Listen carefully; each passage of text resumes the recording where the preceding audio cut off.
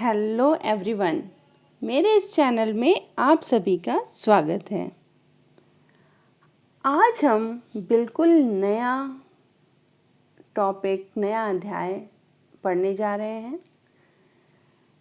वो है विशेष शिक्षा और सहायक सेवाएं। आप में से बहुतों के लिए ये बिल्कुल नया शब्द होगा। तो सबसे पहले हम शिक्षा के बारे में जानते हैं कि शिक्षा क्या है और विशेष शिक्षा क्या होती है। शिक्षा व्यक्ति की जन्मजात शक्तियों को विकसित करने के उद्देश्य से की जाने वाली विभिन्न गतिविधियों को कहते हैं और हर एक बच्चा कुछ न कुछ वंशानुगत गुण लेकर जन्म लेता है और कभी-कभी किन्हीं विशेष परिस्थितियों में कुछ कमियों के साथ जन्म लेता है। इसके अतिरिक्त कभी दुर्घटना के कारण या कभी किसी बीमारी या लंबे रोग के कारण उसकी क्षमताएं प्रभावित होती हैं। ऐसे बच्चों को जो किसी विशेष शारीरिक, क्रियात्मक या मानसिक कमी के साथ जन्म लेते हैं, उनकी क्षमताओं और आवश्यकताओं में परिवर्तन हो जाता है और वे दोनों ही विशिष्ट हो जाती हैं और इन्हें उभारने के लिए विशेष शिक्षा की आवश्यकता होती है। जबकि शिक्षा आप बचपन से ही सुनते आए होंगे। शिक्षा एक डेफिनेशन महात्मा गांधी ने बहुत अच्छी बताई है इसकी, कि शिक्षा से अभिप्राय बालक में निहित शारीरिक, मानसिक और आत्मिक श्रेष्ठ शक्तियों का सर्वांगीण विकास है। पर हम यहाँ पर चर्चा करने जा रहे हैं विशेष शिक्षा की। विशेष शिक्षा क्या है, उसके बारे में हम चर्चा करेंगे।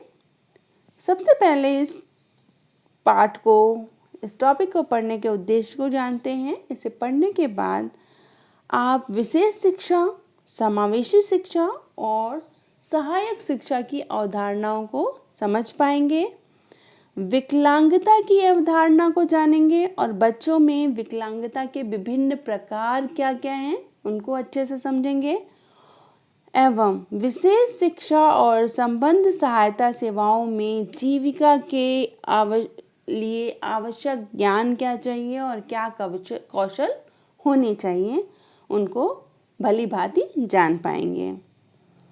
विशेष शिक्षा नया शब्द है, तो इसको समझना भी जरूरी है कि विशेष क्यों लगाया गया है शिक्षा के साथ। एक शब्द, ऐसा शब्द जो विशेष जरूरत वाले बच्चों के लिए शैक्षिक प्रावधानों को संदर्भित करता है, जो शारीरिक, मानसिक और भावनात्मक चुनौतियों के कारण उभरता है और इसीलिए उनके पास विशेष शैक्षिक आवश्यकता होती है। यानी कि ऐसे बच्चे जो किसी विशेष अपंगता के साथ जन्म लेते हैं या उनसे ग्रस्त हैं, जिसके कारण उनकी आवश्यकताएं एक सामान्य बच्चे से अलग हो जाती हैं, ऐसे बच्चों को विशेष शिक्षा की आवश्यकता होती है। SEN, इसको SEN भी कहते हैं और ऐसे बच्चों को असमर्थ बच्चा कहते हैं। तो विशेष शिक्षा का अर्थ कक्षा में, कार्यस्थल, सार्वजनिक स्थानों, सड़क और जितने भी पुनर्निवास स्थान हैं, वहाँ की जो सेटिंग्स होती हैं वो ऐसी की जाएं कि उपरोक्त चुनौती वाले बच्चे वहाँ पर आराम से अपने मूवमेंट को, अपनी गतिविधियों को कर सकें।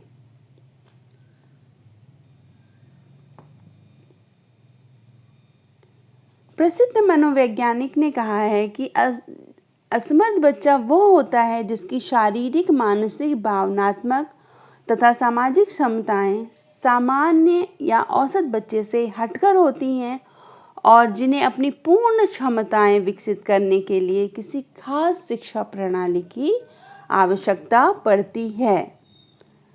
असमर्थ बच्चे को ही हम न्यूनताग्रस्त बच्चे भी कहते हैं और हमारे देश में इन्हें अब दिव्यांग के नाम से भी जाना जाता है।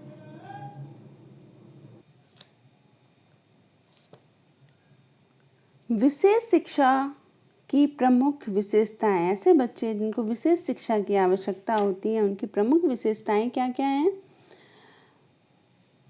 बच्चों की विशेष शैक्षिक आवश्यकताएं विशेष शिक्षा के कुछ तरीकों के माध्यम से पूरी की जाती हैं। कुछ बच्चे ऐसे होते हैं जिन्हें चलने, खेलने, बोलने, देखने या सुनने में, लोगों से बातचीत करने में या फिर कोई ऐसा भी काम होता है, कोई भी काम करने में अस्वाभाविक रूप से कठिनाई महसूस होती है, जिन्हें कोई भी सामान्य बच्चा आसानी से कर लेता है। ऐसे बच्चों में समस्याओं का मुख्य कारण किसी प्रकार की अक्षमता हो सकती है और ऐसे बच्चों को समझाने के लिए, समझने के, उनको कोई भी बात सही ढंग से समझाने के लिए अधिक प्रयास करना पड़ता है और उनके आसपास के लोगों को भी इस प्रयास में उन्हें सक्षम बनाना होता है। सिर्फ टीचर ही नहीं, उसके आसपास बच्चे से जुड़े जितने लोग हैं उनको भी सक्षम बनाना पड़ता है, जिससे वो ऐसे बच्चों को आसानी से समझ पाएं और उन्हें समझा पाएं। विशेष शिक्षा को असमर्थ बच्चे के लिए देना होता है और असमर्थ बच्चों की विशेष शिक्षा आवश्यकताओं को कुछ शिक्षा कार्यविधियों द्वारा ही पूरा किया जाता है। ज़रूरी नहीं है कि ऐसे बच्चों के लिए अलग से या कोई शिक्षा दी जाए या ऐसा दृष्टिकोण है जो उनके सीखने की सुविधा प्रदान करता है और उन्हें विभिन्न गतिविधियों में भाग लेने की अनुमति देता है, जो शायद स्कूल में जाने में असमर्थता के कारण उनकी पहुंच नहीं हो सकती। अगर ऐसे बच्चे स्कूल ना जाएं तो ये उनकी समर्थ से बाहर होगा। इस प्रकार से बच्चा आसानी से विभिन्न क्रियाकलापों में अपनी भागीदारी दे पाता है। ये ज़रूरी नहीं है कि विशेष आवश्यकताएं वाले बच्चे हमेशा अलग स्कूल में पढ़ें, बल्कि उनमें से अधिकांश बच्चे ऐसे होते हैं जो आसानी से सामान्य बच्चों के साथ पढ़ सकते हैं। हालांकि केवल कुछ ऐसे गंभीर बच्चे होते हैं जिनकी असमर्थता बहुत गंभीर होती है या अपंगता बहुत गंभीर होती है। ऐसे बच्चों को सामान्य बच्चों के साथ पढ़ाना थोड़ा मुश्किल होता है, इसलिए उन्हें विशेष रूप से बनाई गई कक्षाओं में पढ़ाना ज़्यादा लाभदायक होता है, क्योंकि वहाँ विद्यार्थियों की संख्या कम होने के कारण हर शिक्षक जो है वो प्रत्येक विद्यार्थी पर व्यक्तिगत रूप से ध्यान दे पाता है और कक्षाओं में बच्चों की आवश्यकताओं के अनुरूप विशेष व्यवस्थाएं भी उपलब्ध होती हैं। लेकिन ज़्यादातर बच्चे सामान्य बच्चों के साथ पढ़ सकते हैं सामान्य स्कूल में। ऐसे शिक्षक जो विशेष शिक्षा प्रदान करता है उन्हें विशेष शिक्षक कहा जाता है। जब विशेष शिक्षा आवश्यकता वाले बच्चों को कक्षाओं में दूसरे सामान्य बच्चों के साथ पढ़ाते हैं तो ऐसी शिक्षा कहलाती है समावेशी शिक्षा, यानी कि स्पेशल बच्चे, विशेष आवश्यकता वाले बच्चे और सामान्य बच्चे जब एक साथ पढ़ेंगे तो वो समावेशी शिक्षा कहलाएगी। अगर इसे सरल शब्दों में कहें तो समावेशी शिक्षा का तात्पर्य एक ऐसी शिक्षा व्यवस्था से है जिसमें विशेष शैक्षिक आवश्यकता वाले बच्चों को सामान्य बच्चों के साथ शिक्षा दी जाती है। इसके पीछे फिलॉसफी क्या, कारण क्या है? विविध ज़रूरत वाले छात्र, चाहे उनकी शैक्षिक, शारीरिक, सामाजिक या भावनात्मक कोई भी विभिन्न ज़रूरतें हों, को आयु उपयुक्त कक्षाओं में समूहों में एक साथ रखा जाता है ताकि छात्र अपनी सीखने की क्षमता को बेहतर ढंग से प्राप्त कर सकें। जो लोग ऐसे शिक्षा का समर्थन करते हैं, समावेशी शिक्षा का समर्थन करते हैं, उनका मानना है कि विकलांग छात्रों को किसी अलग या विशेष स्कूल या कक्षा की कोई ज़रूरत नहीं होती है। वे जिस भी विद्यालय अथवा कक्षा में के भाग होते हैं, वहाँ केवल पाठचर्या, शिक्षण विधियों और भौतिक संरचना में कुछ समायोजन और रूपांतरण करके उनकी शिक्षा को सुगम बनाया जा सकता है।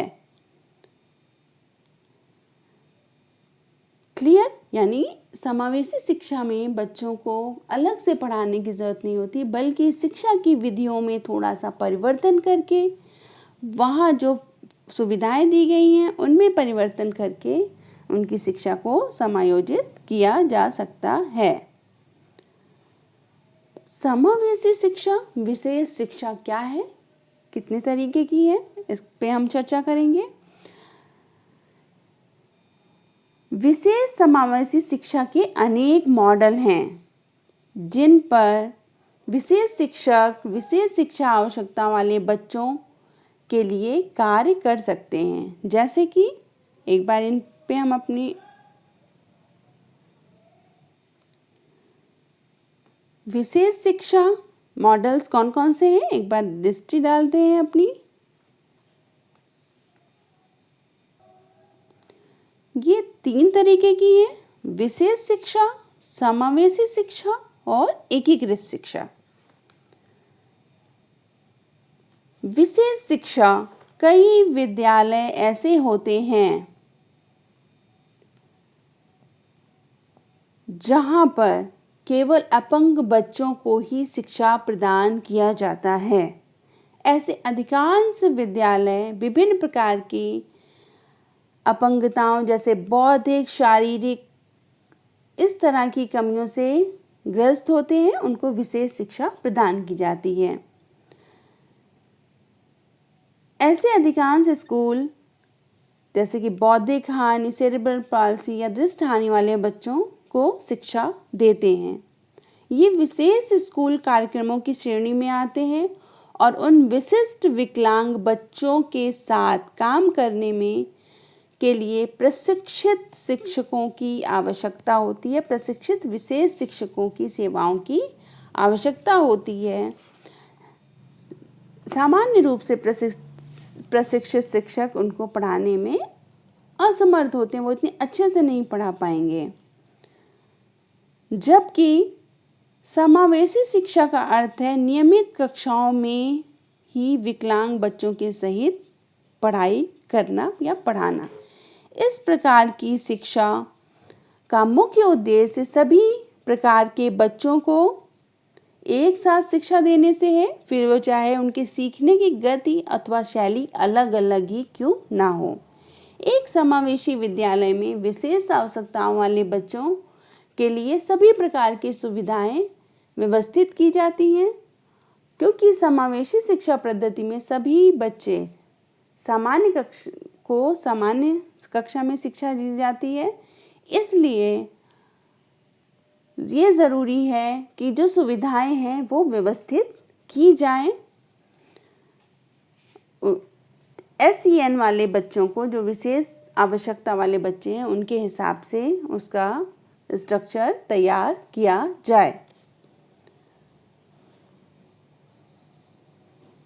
एकीकृत शिक्षा, इंटीग्रेटेड एजुकेशन, ऐसी शिक्षा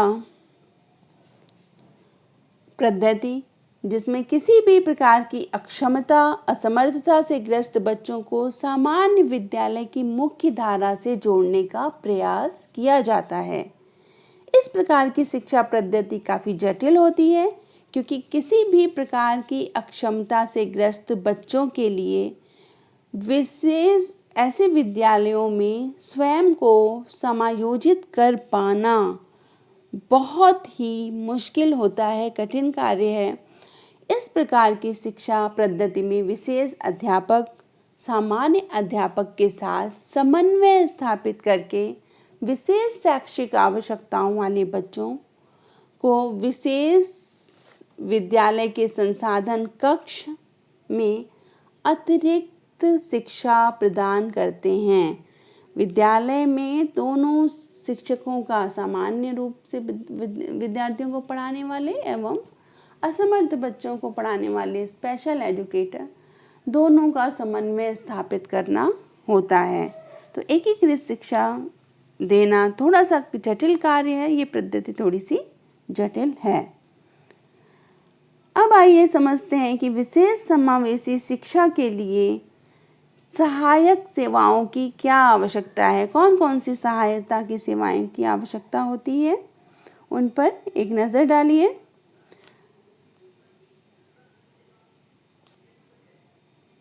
छात्रों जो ESN के छात्र हैं और शिक्षक के लिए संसाधन सामग्री होनी बहुत ज़रूरी है।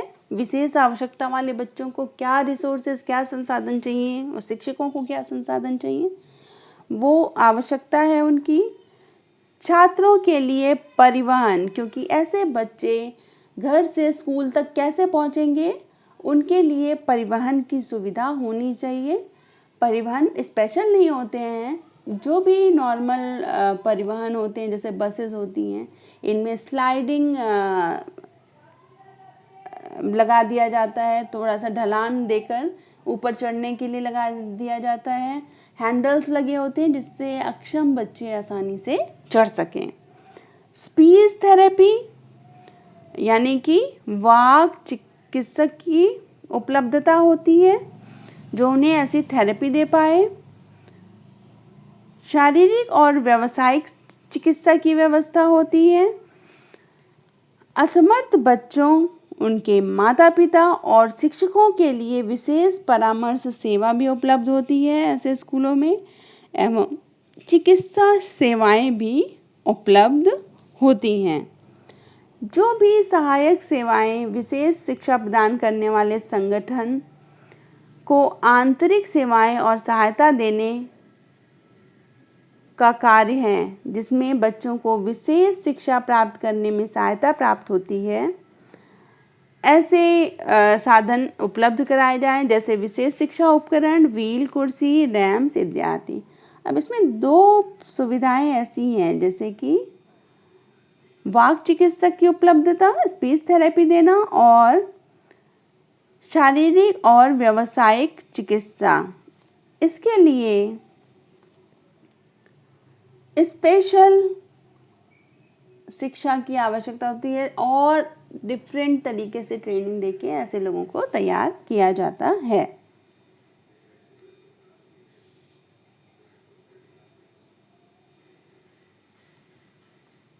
अब कुछ बेसिक कॉन्सेप्ट्स हैं, उनको समझेंगे। मूलभूत संकल्पनाएं क्या हैं? आपने पहले भी पढ़ा होगा कि किसी भी बच्चे को सामान्य विद्यालय तंत्र, चाहे वो अपंग असमर्थ बच्चों को विशेष शिक्षा प्रदान करने के लिए पर्याप्त नहीं होता है कोई भी विद्यालय।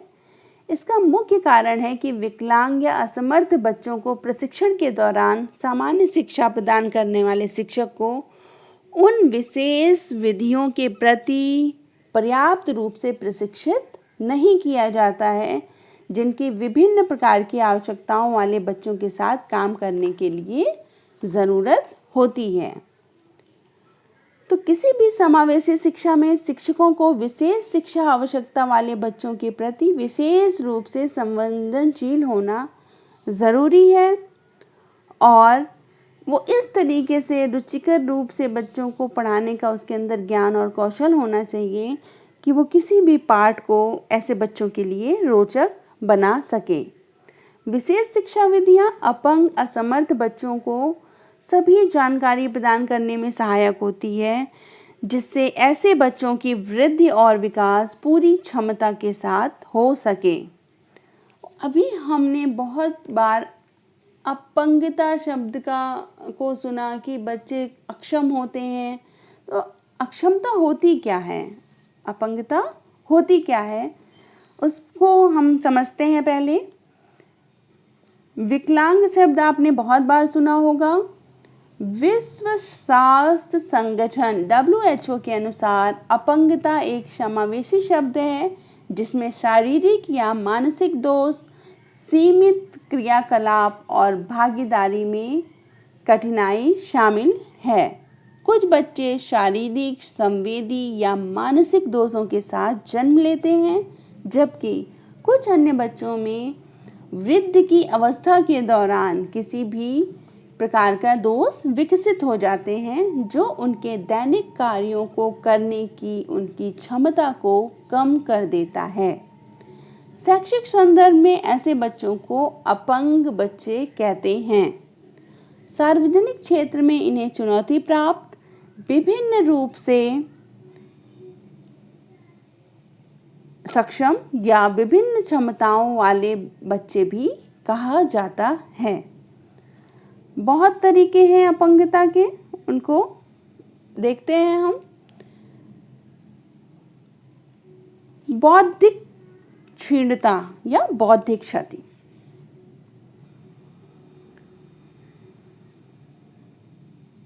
सीमित बौद्धिक कार्य या अनुकूलात्मक कौशल में कमी होना। ऐसे बच्चे जिनका IQ लेवल कम होता है एक सामान्य बच्चे से। अगला है दृष्टि दोष या दृष्टिहीनता। इसमें कम दृष्टि और पूर्ण अंधता शामिल है। जो बच्चे बिल्कुल नहीं देख पाते हैं या आंशिक रूप से देख पाते हैं, वो इस तरीके की विकलांगता के अंतर्गत आते हैं। श्रवणशीलता, आंशिक रूप से कम सुनने वाले बच्चे या पूर्ण रूप से बहरे बच्चे इसमें शामिल होते हैं। सेरिब्रल पॉलिसी, प्रमस्तिष्क घात भी कहते हैं इसे। मस्तिष्क की क्षति के कारण चलने फिरने, उठने बैठने, बोलने और हाथ से काम करने में कठिनाई महसूस होती है सेरिब्रल पॉलिसी के अंदर। ऑटिज्म यानी कि स्वालीनता, ऐसी अपंगता जो संप्रेषण यानी कि बोलचाल, सामाजिक अंतःक्रिया, मेलजोल और खेल व्यवहार को प्रभावित करते हैं। चलने फिरने में अपंगता, लोकोमोटर डिसेबिलिटी जिसको कहते हैं, इसमें हड्डियों, जोड़ों और पेशियों की क्षति के कारण चलने फिरने में कठिनाई होती है। और अधिगम अक्षमता, अधिगम अक्षमता हिंदी इसकी यहाँ पर है नहीं, आप लोग नोट डाउन करिए। अधिगम अक्षमता यानी कि सीखने में, पढ़ने लिखने में, अंक गणित में कठिनाई का अनुभव करने वाले बच्चे। इसके अलावा भी बहुत तरीके की अक्षमता होती है जो मोर और लेस इसी से जुड़ी हुई हैं। तो इतनी सारी अपंगता के कारण क्या हैं? विकलांगता के क्या कारण हैं? बेसिकली 3 कारण होते हैं। कौन कौन से हैं? जन्म से पहले,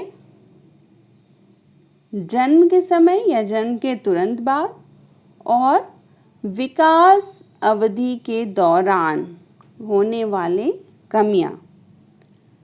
तो क्या क्या है ये?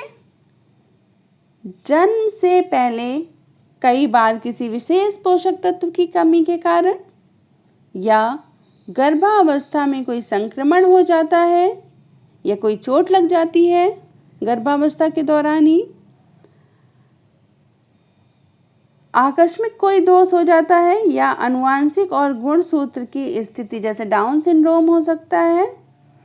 तो इस तरीके से जन्म के पूर्व बच्चा किसी भी अक्षमता को प्राप्त कर सकता है। जन्म के समय, कई बार प्रसव के दौरान कुछ जटिलताएं आती हैं, जैसे कई बार ऑक्सीजन की कमी हो जाती है जिसके कारण बच्चे को परेशानी हो जाती है, उनको ऑक्सीजन नहीं मिलता है, तो कई बार उनको उनके माइंड तक, उनके दिमाग तक, मस्तिष्क तक ऑक्सीजन नहीं पहुंचता, तो उनके मस्तिष्क को आघात पहुंच सकता है। सर्जिकल उपकरण द्वारा, अगर सर्जरी द्वारा बच्चा हो रहा है तो सर्जिकल उपकरण कई बार बच्चे को किसी जगह पर चोट पहुंचा देते हैं, जिसके कारण बच्चा अक्षम हो जाता है, या कई बार पर्यावरण विषाक्त पदार्थों का उच्च स्तर होने पर भी बच्चा अक्षम हो जाता है। जन्म के पश्चात क्या क्या कमियां हो सकती है जिससे बच्चा अक्षम हो जाता है? जैसे कोई दुर्घटना हो जाए, पानी में डूबने से, जल जाने से, कोई गलत दवाई खा लेने से, सीढ़ियों से गिर जाने से, ऊंची जगह से गिर जाने से, कई बार कई अंग काटने पड़ सकते हैं, तो ऐसे में बच्चा असमर्थ हो जाता है। कोई संक्रामक रोग हो जाता है जिसके कारण बच्चों में विकलांगता आ जाती है। कुपोषण भी एक बहुत बड़ा कारण है जिसके कारण बच्चों में अपंगता आ जाती है।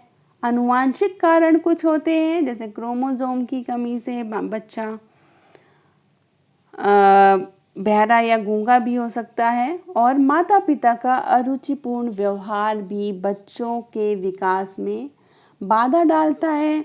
ऐसे माता पिता जो लापरवाही से बच्चों को पालते हैं, ऐसे बच्चों के मानसिक एवं भावनात्मक तनाव के कारण उनका हकलाना शुरू हो जाता है, तुतलाना शुरू हो जाता है। हालांकि ये कई अन्य कारणों से भी हो सकता है, लेकिन माता पिता का रुचिपूर्ण व्यवहार भी एक इसका कारण है। विशेष शिक्षा के विधियां कौन कौन सी हैं, कौन कौन से तरीके हैं विशेष शिक्षा के?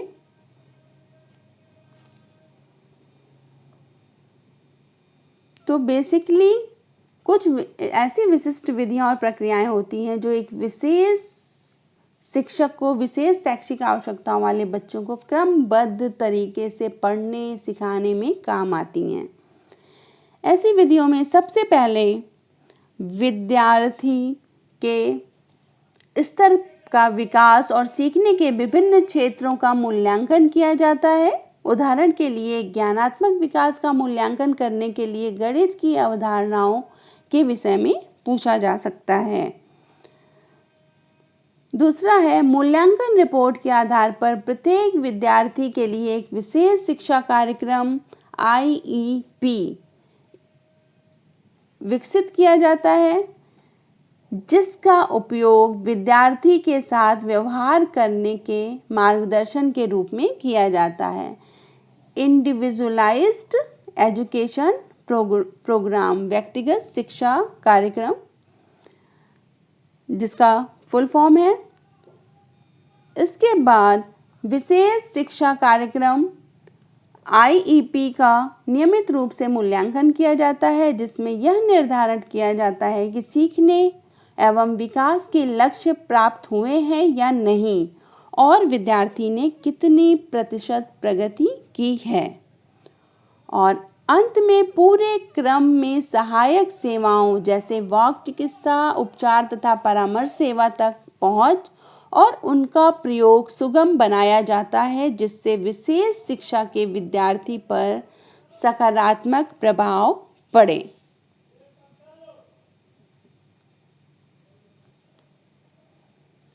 विशेष शिक्षकों के लिए आवश्यक ज्ञान एवं कौशल। आपको अपंगता क्या है, शिक्षण विधियां क्या है, ये आप अब समझ गए होंगे। अब विशेष शिक्षक बनने के लिए कौन कौन से आवश्यक ज्ञान एवं कौशल की आवश्यकता होती है, इस पे चर्चा करते हैं।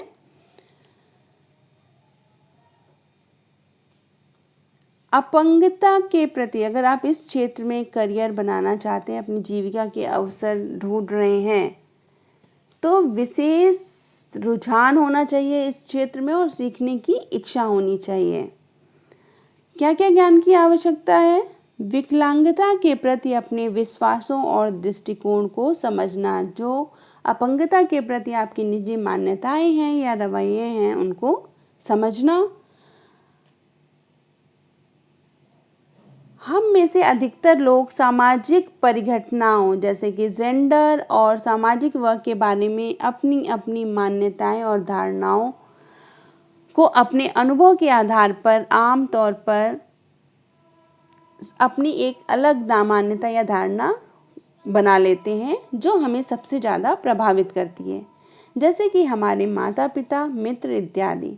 अतः ये सोचना और समझना जरूरी है कि हम अपंग व्यक्ति को किस प्रकार देखते हैं। अधिकतर लोगों की यह रूढ़िवादी धारणा होती है कि अपंग व्यक्ति दूसरों की अपेक्षा कम सक्षम होते हैं, इसीलिए वह सामान्य लोगों की तरह समान अधिकारों के योग्य नहीं होते हैं। यदि कोई व्यक्ति अपने इस प्रकार के निजी पूर्वाग्रहों को समझ ले तो उसे अपनी सोच को सकारात्मक रूप से परिवर्तित करने में आसानी होगी। विशेष शिक्षा में प्रशिक्षण असमर्थ बच्चों की आवश्यकताओं को समझने, उनकी अपंगताओं से संबंधित प्रचलित मिथकों और सामाजिक कलंकों को दूर करने और उनके प्रति सकारात्मक सोच विकसित करने में सहायक होता है। इसके लिए कुछ आवश्यकताएं होती हैं, वो कौन कौन सी हैं? जैसे कि संवेदनशीलता को विकसित करना।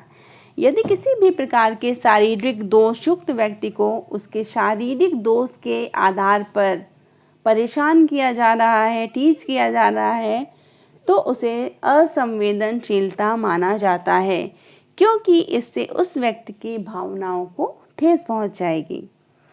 तो कई बार अनुचित तरीके से लोग उसको बुलाते हैं, कई शब्दों का प्रयोग करते हैं।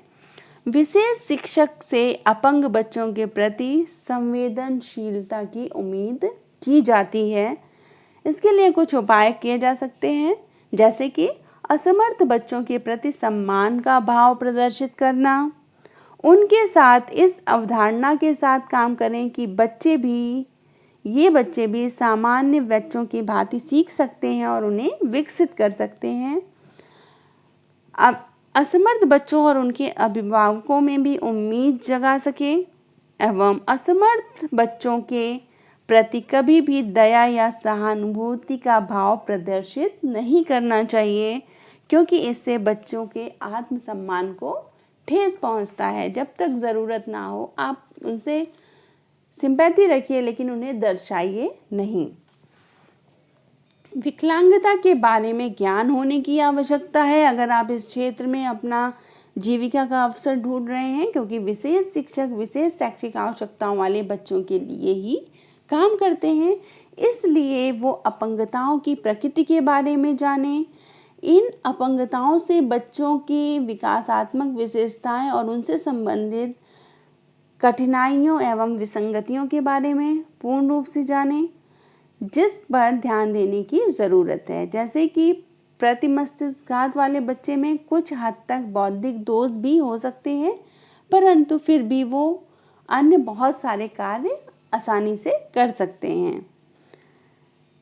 फिर है अंतर व्यक्तिगत कौशल, पारस्परिक कौशल।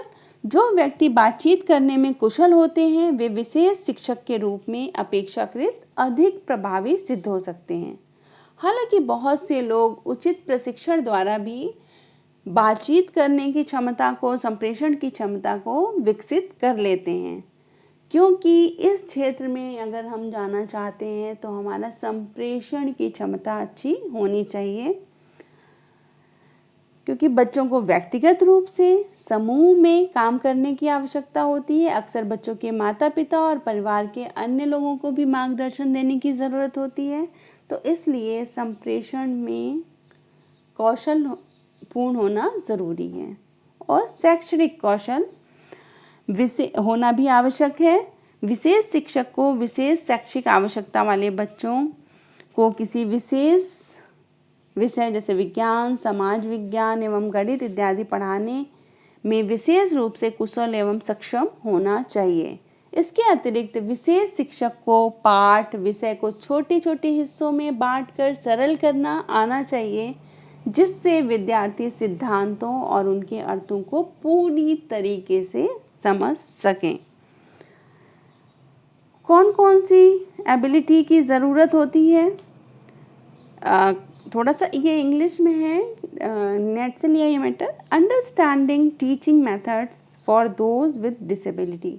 ऐसे बच्चों के लिए जो डिसेबल हैं, अक्षम हैं, उनके लिए टीचिंग मेथड्स को समझना आना चाहिए। आसानी से बात करना आना चाहिए, बच्चे से भी और लोगों से भी। संवेदनशील होने की आवश्यकता है टीचर को, जिससे वो स्पेशल बच्चों की आवश्यकताओं को सही ढंग से समझ सकें। ऐसे बच्चों को मोटिवेट करना है, उन्हें प्रेरणा देने की ज़रूरत है। इमोशनली रूप से, भावनात्मक रूप से स्टेबल होना चाहिए। ऐसा ना हो कि बच्चों की अक्षमता से शिक्षक खुद ही प्रभावित हो रहा है, वो इमोशनल हो जा रहा है, भावात्मक हो जा रहा है। ऐसा नहीं होना चाहिए। मैच्योरिटी होनी चाहिए और उन बच्चों को समझना चाहिए, और ऐसे बच्चे और बच्चों से थोड़े भिन्न होते हैं उसको सही ढंग से पता होना चाहिए। ऐसे लोग स्पेशल एजुकेशन के क्षेत्र में, विशेष शिक्षा के क्षेत्र में जा सकते हैं। अगर आप करियर की तैयारी कर रहे हैं विशेष शिक्षा में, तो बहुत सारे शिक्षा कार्यक्रमों में विशेष शिक्षकों और अन्य कर्मियों की ज़रूरत बढ़ रही है इस समय। इसीलिए एक एक्ट पारित हुआ था, दिव्यांग जन PWD अधिनियम 1995 बदलते समय के अनुरूप विशेष रूप से निःशक्त व्यक्ति अधिनियम 1995 PWD के पारित होने के बाद विशेष शिक्षकों एवं सहायक सेवा कर्मियों की मांग बहुत बढ़ गई है। इसके अतिरिक्त सर्व शिक्षा अभियान SSA आप सभी जानते होंगे भी निःशक्त बच्चों समेत सभी बच्चों के लिए 8 वर्ष की आयु तक शिक्षा का विशेष प्रावधान है। वर्तमान समय में बड़ी संख्या में ऐसी विशेषज्ञता वाले व्यक्तियों की मांग के कारण विशेष शिक्षा में जीविका के अनेक आकर्षक अवसर उपलब्ध हैं। भारत में निःशक्तता से संबंधित क्षेत्रों में काम करने वाले व्यवसायिकों और कर्मियों के लिए सभी प्रकार के प्रशिक्षण भारतीय पुनर्वास परिषद RCI द्वारा संचालित किए जाते हैं। RCI द्वारा संचालित किए जाते हैं।